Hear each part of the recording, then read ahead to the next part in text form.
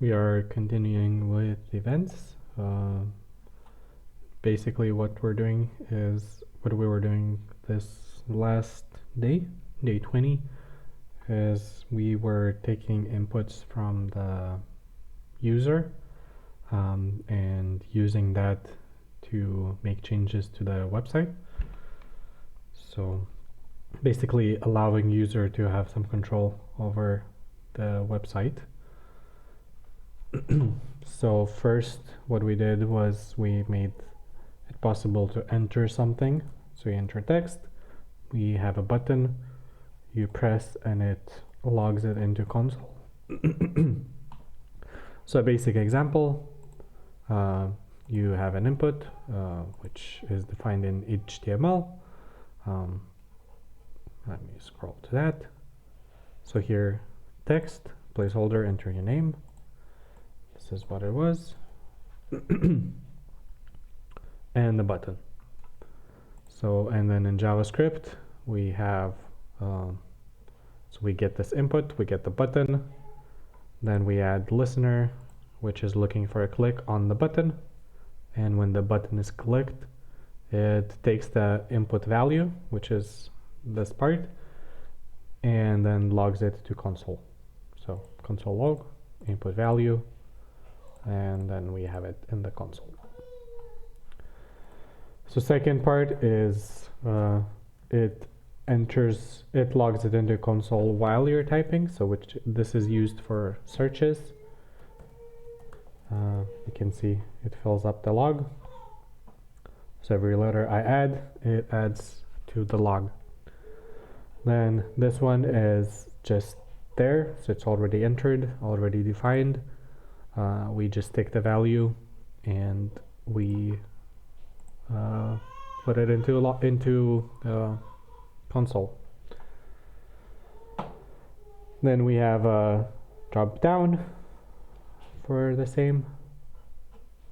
So we select something and then it says what it is. Then we have a bigger field. Then we have a radio button, which means that if we select one, the other ones get unselected.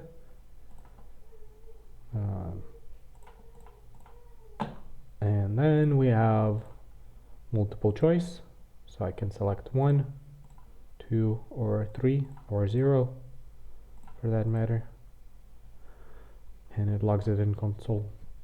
This one was a little more interesting because we scale and it shows the amount real time, and that was done in this way. So basically we get the value and we throw it back into a separate div, which is here.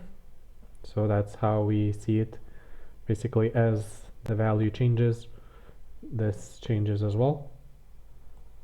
And this is called a what is this called? It's a certain kind of input range. That's how it's called. Okay. And then this one is interesting because if I select the color, it changes the whole background. So I basically have control over the website color, background color. This was an exercise that we had to do by ourselves based on the things that were shown. So it wasn't that difficult, I would say. So yeah, we take the color, we take the button, which I had a button, now it's taken out. I made it so that you have to press the button to save it, but either way, if we use the input listener, like here, then it just changes whenever the value changes. Whereas if I put a button, then it changes when the button is pressed. And then the last thing that we did, which was probably the most exciting, because I can see how it's useful.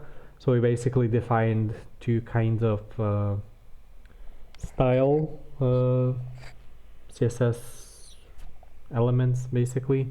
So we copied and pasted and made some tweaks. and we added classes to them.